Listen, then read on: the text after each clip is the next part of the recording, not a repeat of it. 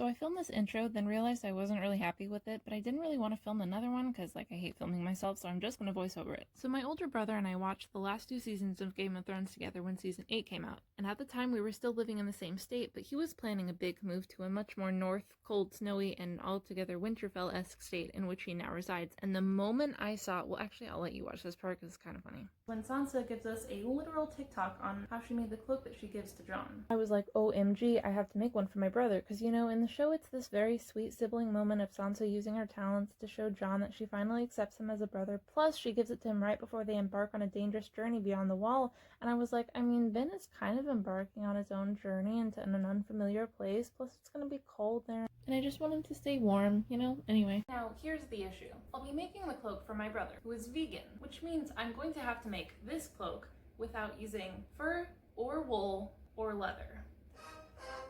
Okay, I'm actually being dramatic here. It really shouldn't be that much of an issue in this world of science and technology and polyester. The real travesty is that if I could make this out of animal products, all I would have to do is go into my backyard, hunt a direwolf, skin it for the pelt, then find a sheep to shear, clean and card the wool, spin the wool into yarn, weave and knit the yarn, then dye the wool. Then go cow catching or other leather skin creature catching, skin, dry, tan, retan, dye the leather, easy peasy, lickety split. But instead, I have to go all the way to Hobby Lobby to get 2 yards of faux fur, and then all the way to Joann's to get 4 yards of this keepsake calico distressed black cotton, 4 yards of black flannel, and half a yard of this black leather looking marine vinyl. For the base of the cloak, first I attached the selvage edges of the outer fabric and then of the lining fabric, so we have both a lining and a shell that are 2 yards long and as wide as double the cut raw edge, which I believe was 45 inches for these fabrics. Okay, so the construction of this cloak is going to be a little bit more complicated than I originally thought. Not too bad, just a little bit weird. Basically, the inside and the outside of a cloak aren't symmetrical because there's a wider trim of fur on the inside than there is on the outside.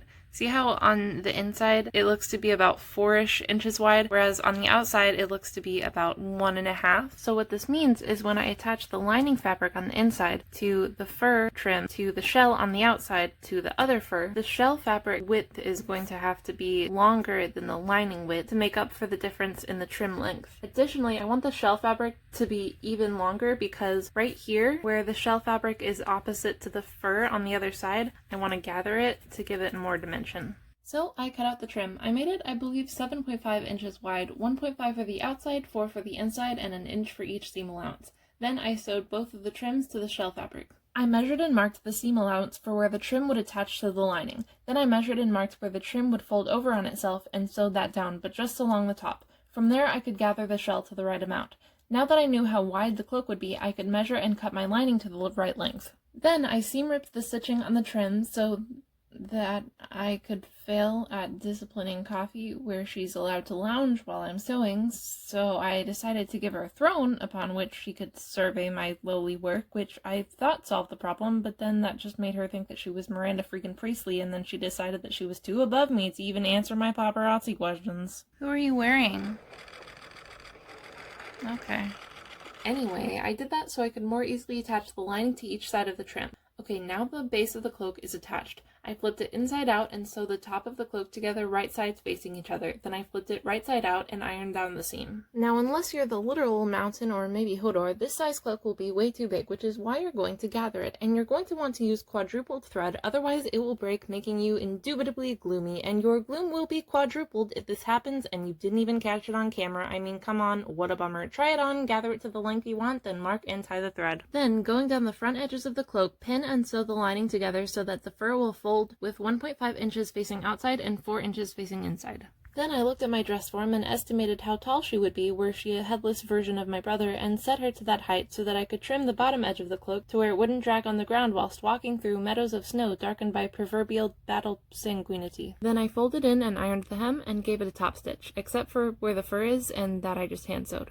I used some muslin to drape across the base of the cloak to make a pattern for the straps. Then I traced the pattern onto the vinyl and flipped it over to get the other side. I cut out the straps, then pinned them onto the cloak and sewed them down. I also sewed the 2 straps together on the back. I was too scared to commit to a length for the straps at this point, so I kind of just left them as they were and did the closure later. On the cloak that Sansa makes is carved or stamped maybe the direwolf sigil of the Stark house. It makes sense that they would have leather carving tools at the wall, but I'd imagine they're usually used for very practical purposes, so I find the idea of Sansa coming in and appropriating them for decoration purposes very entertaining and but also very in character. I, however, will be using vinyl, not leather, so instead of carving it, we're gonna draw on it. First, I traced the strap so I knew how much space I had to work with. Then I found an image of the sigil and copy-pasted it onto a Word doc and sized it to fit within the strap. I turned up the brightness on my laptop so that I could get so that I could trace the sigil onto the printer paper. Then I taped the paper onto the vinyl and oh, looks like I lied. Actually, we will be carving a little bit. Yeah, this was the only way that I could get the image onto the vinyl, so basically I carved very shallow lines that do not go all the way through into the vinyl, and then I used those as a guide for where to draw with the silver Sharpie.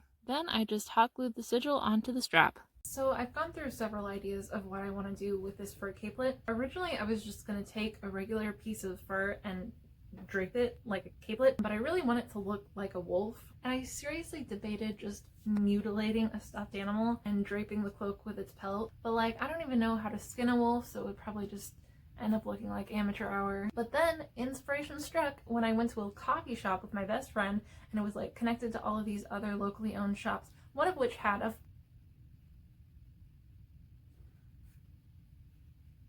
foxtail, which gave me the obvious in hindsight idea to just make a wolf pelt looking thing out of faux fur. So welcome to my vegan wolf pelt making class. Patent pending, soon to be a class at your local Joann's. So I've come across my first issue, which is that in a lot of these pictures, the direction of the fur, or nap as the educated cabbages call it, points down on both sides. So it's over here and it points down very nice and flat, and then on this side and it also points down, which doesn't make sense because so we're assuming that this is a wolf pelt and here's the head and then it goes around this way and here's the tail.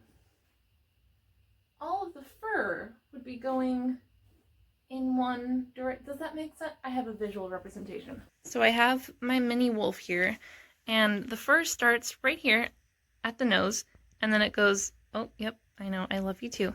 And it goes all the way this way, and then down, and then toward the tail, right? But in some of these pictures, it's like, so the bottom half is correct. It's going down this way, but then the top half, like with the head and everything, it's going like this way, like down that way. I don't know what that's all about. And if I was going to do that, then there would be a seam like in the back where the fur is going in opposite directions, and that just seems very non-lifelike looking. So I'm just gonna do it all in one direction, and it's just gonna have to be going the opposite way on the head side, and then it'll go around and it'll be going down, tail, head. We'll see what happens. Another difficulty was figuring out how to drape this, because no matter what I did, there seemed to be very odd looking folds, which makes sense because fabric does that, and with which normal fabric you can just add seams or darts to get rid of them, but that would look really weird with fur, as we've established. So I ended up folding along the top of the fur about 4 inches and leaving that fold at the middle back of the neck, but then unfolding it at an angle from there to where it was completely unfolded and just one layer at the neck/front seam. I also realized that there was no way for me to draw on the fur where I wanted to cut, so I kind of just had to jump in the deep end, so with great apprehension I just started cutting out the pelt. I really have no instruction on how to do this other than overthink it, look at lots of pictures, and cut in very small portions so that if you mess up, you don't mess up too much. Though a big caveat to that is that the more you cut the fur, the more loose fur will just kind of extricate itself and fall everywhere. Like, you think that glitter is bad? Well, okay, you would be correct about that, but I mean, I would say that glitter is to the Black Death as fake fur is to at least smallpox. I jest, but honestly at this point there was a lot of shedding, and I was getting a little nervous that it would be one of those gifts where, you know, when a child gives you a homemade card and it's really sweet but it's very glittery and you're not excessively confident in the surge binding adhesive powers of Elmer's to keep it on the card and off everywhere else, and you're like, wow, thanks girly pop, this definitely won't give me secondhand glitter lung. But I digress. One thing I technically could have done is turned it inside out, since you can draw on the wrong side, and then cut along the lines that I drew, but I didn't really want to have to take off the fur and then put it back on the cloak and rearrange it once it was cut. I just wanted to pin it down, cut it, and then have it already pinned down so that I could sew it down, and this was really the only way to do that, and it caused me moderate amounts of anxiety, but I think much less than it would have if I had to take it off and then switch to the sides, and oh my god, I don't even want to think about it. So, we have a vaguely wolfish shape. We have a head, we have a tail, we got a rump, we even have these vestigial appendages to really suspend our disbelief. I got rid of most of the ruffles and folds on this side. There's still some on this side, but I'm still happy with it. What I'm going to do now is trim the fur on what would be the face, because generally wolves and such creatures have shorter fur on their face than the rest of their body. I checked my mini wolf. Yep, checks out. So let's give this fake wolf carcass a haircut, shall we? Not a phrase I never thought I would say.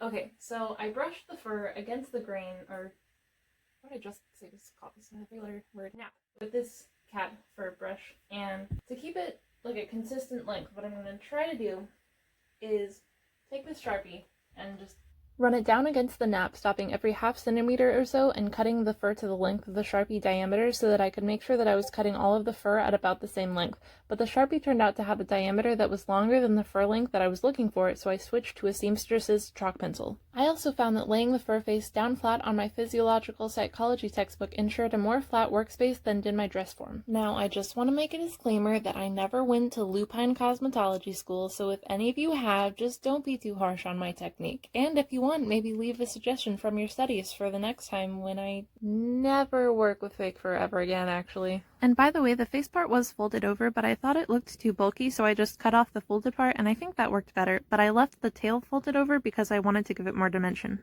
I made a little nose by tracing the tip of the nose from the pelt onto a small piece of black flannel that I used for the lining. Then I stitched that line onto 2 layers of the flannel with 1/8 of an inch seam allowance, cutting little pieces out of the seam allowance. Then I flipped it right side out, folded in the raw edges, and hand-stitched it onto the nose area. Now, in actual pictures of wolf pelts, the ears seem to warp a little bit, and I don't know what that's all about, but the cloaks that Jon wears, they just look like normal ears, so that's what I'm gonna do. So I cut 2 vaguely ear-shaped pieces, trimmed the fur down like I did on the face, and then pinned them down where they would be on the proverbial wolf head, and stitched them down along the top with a whip stitch. I guesstimated and marked where the eyes would be, then cut slits and widened them to where they were just big enough to see. Just big enough for the audience to see, not just big enough for the proverbial wolf to see through, though I suppose just big enough for the proverbial wolf to see through is also a valid size criterion. Now it was time to sew it down, for which I used the doubled up thread. I stitched a line down the top near where the fold of the cloak will fit around the neck, then I stitched another line about 6 inches down.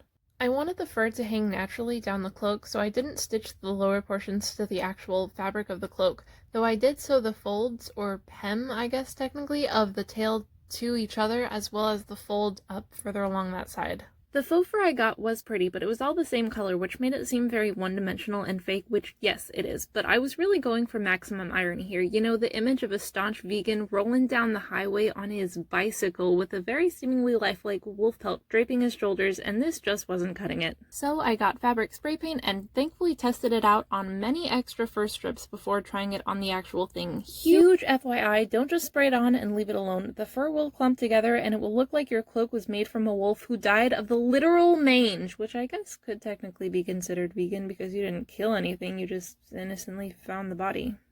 You know, like you do sometimes. Instead, what worked best for me was to spray, then immediately go in by dabbing the area with a paper towel or by brushing it in various directions with a cat brush that you can use later on your furry friends to give them highlights. A weird thing I noticed is that the black paint worked really well and looked very natural, but the white paint kind of clumped together and looked like a bad powder job from the 18th century, you know, like if you went to the Enlightenment era equivalent of supercuts or something, no matter what I did, so keep that in mind if you use the same brand. I was scared that I would overdo the spray paint, so I did a little bit every day for about a week so that I'd have the entire day while working to glance over at it on my dress form and see if it really needed more. In terms of the actual design, I put a black stripe down the middle of the face and along the spine, and I made the bottom edge of the back white, like where the belly would be, but other than that, I didn't really have too much of a plan. I just kind of sprayed here and there and hoped for the best. After it was painted, Coffee decided that it was now her bed, and she treated it accordingly. I decided it was finally time to commit to adding a closure, so I put on the cloak and pinned the straps together. Now, to somehow wriggle out of this without taking out the pin. Which was an interesting endeavor, but I somehow finagled it off myself. I use this specific type of clip because it's very easy to clip and unclip even if it's outside of your line of sight, and also because it's very flat and therefore not curved or bumpy on one side, which is nice if it's nestled lovingly against the lumbar area of your spinal column. I marked where the straps should fold over the clips, trimmed the straps down so that they would fit, and hand sewed the clip and the ring into the straps. I left a bit of extra strap so that it can be readjusted if need be.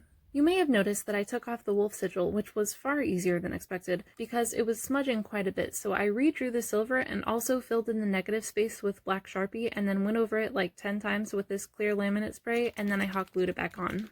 Also, it's good to glue this on after you put a closure on the back because then you know where to center it.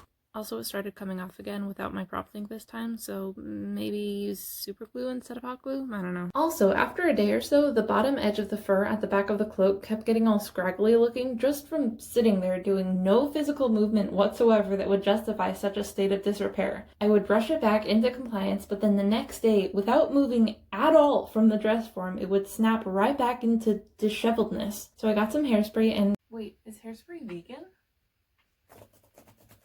Oh my 7 hex, is nothing safe? So I ordered a vegan hairspray, and do all vegan hairsprays have magical olfactory properties? Because— oh my gosh, why does this actually smell good?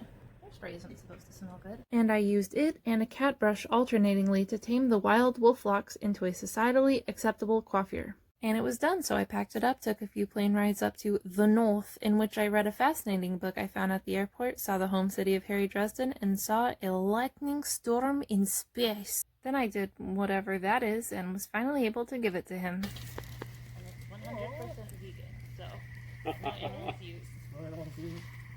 Don't get it too close to the fire. Yeah, I wanted to make sure you knew about this scene. You look so classic in it.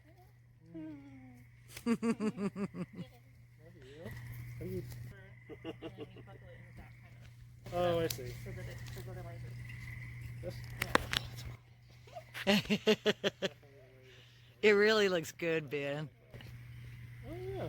So yeah, he really liked it, I was really happy, and we decided to do a recreation of the scene that inspired this, in which Sansa gives Jon the cloak that she makes, so enjoy! Sure.